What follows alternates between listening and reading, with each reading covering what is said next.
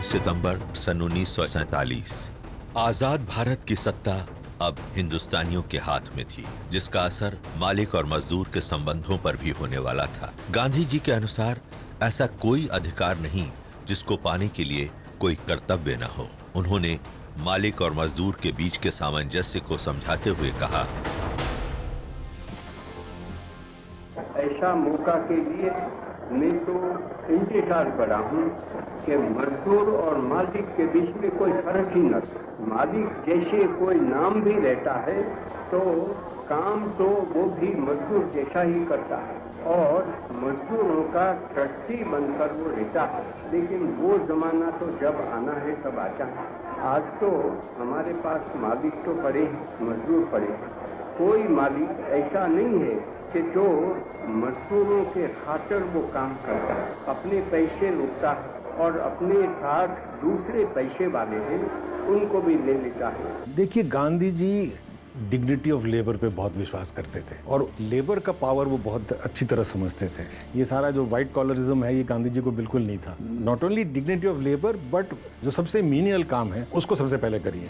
तो ये south Africa से उन्होंने शुरू कर दिया था भारत आने के पहले ही कि आश्रम बनेगा और जिसमें लैट्रिन जो होगा वो जो आश्रम का लीडर है गांधी जी और उनकी वाइफ कस्तूरबा से भी उन्होंने साफ करवाया। 8 अक्टूबर सन 1947। आजादी के बाद पत्रकारिता में सतहीपन, पक्षपात और बेईमानी देखी जाने लगी थी।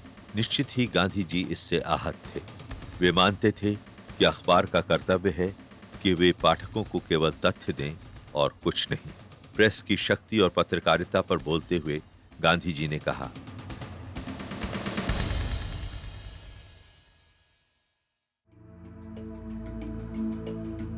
आज दुनिया में अखबारों की ताकत बहुत बड़ी हो गई है। जब आजाद हो जाते हैं तब पीछे उनकी ताकत और भी बढ़ जाती है। ये तो हो नहीं सकता।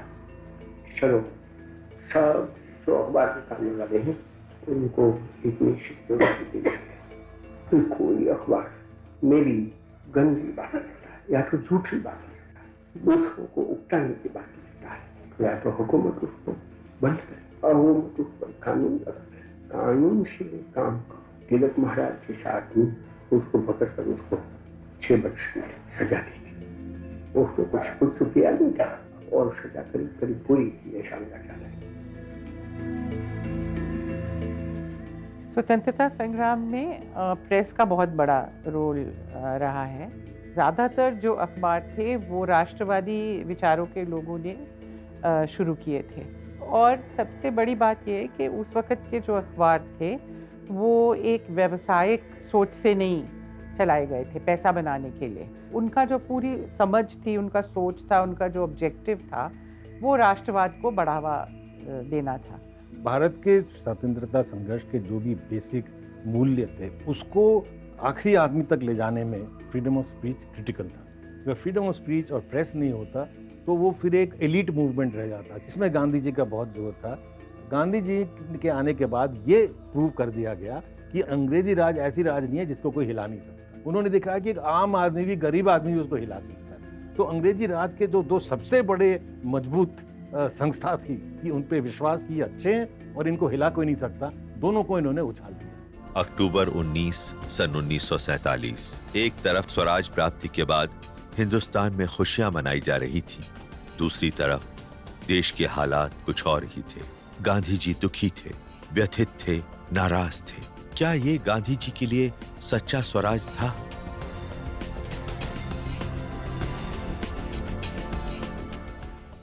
जब 15 अगस्त को स्वराज मिल गया, माना उसको मैं तो स्वराज मानता है। मेरी व्याख्या का वो स्वराज कभी हो नहीं सकता है। मेरी व्याख्या के स्वराज में तो हम एक दूसरे को भाई भाई समझ कर बैठे। हमारे दुश्मन कौन हो सकते हैं? क्या हमारे भाई दुश्मन होंगे? मुसलमान के दुश्मन हिंदू सिख और हिंदू और सिख के दुश्मन मुसलमान, या तो उन दोनों के सिख पीछे ख्रिस्ती या तो पारसी यहूदी कोई भी। हम तो दुनिया में किसी को दुश्मन बनाना नहीं चाहते। हम किसी के दुश्मन बनना नहीं चाहते। वो मेरे स्वराज की व्याख्या बन जाती।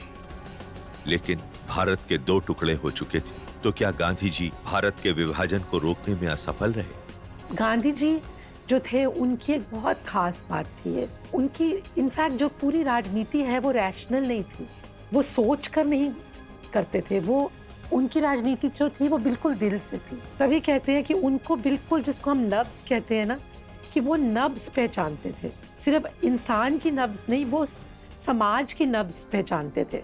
तो जब देश का विभाजन हुआ तो कई बार लोग आकर कहते थे कि आपने क्यों नहीं रोका, आपने तो कहा था कि मैं अपनी जान जो है मैं दे दूंगा, लेकिन मैं हिंदुस्तान को नहीं बंटने दूंगा। तो अब क्या हुआ? जनवरी 15 सन 1948 देश के कई हिस्सों से हिंसा की खबरें आ रही थी। गांधी जी उपवास पर थे। ये उपवास जनता की आत्मशुद्धि के लिए था और आखिरी भी। शाम 4:30 बजे रेडियो बुलेटिन में डॉक्टर्स ने बताया, गांधी जी का न सिर्फ वजन कम हो गया है बल्कि कमजोरी भी बढ़ती जा रही है। गांधी जी प्रार्थना सभा में आने में असमर्थ थे, इसलिए उन्होंने बिस्तर पर लेटे हुए ही माइक्रोफोन पर बोलकर जनता को संदेश देते हुए कहा, भाइयों और बहनों, मेरे लिए ये एक नया अनुभव है। मुझको इस तरह से लोगों को सुनाने का कभी अवसर नहीं आया है, न मैं चाहता था। जो मैंने लोगों के सामने कहने का तैयार किया है वो तो लिखवा दिया था।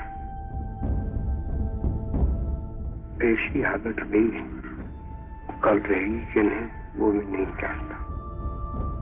आपसे मेरी इतनी ही प्रार्थना है कि हर एक आदमी दूसरे क्या करते हैं उसे न देखे, लेकिन अपनी ओर देखे और जितनी आत्मशुद्धि कर सकते हैं ऐसी करें।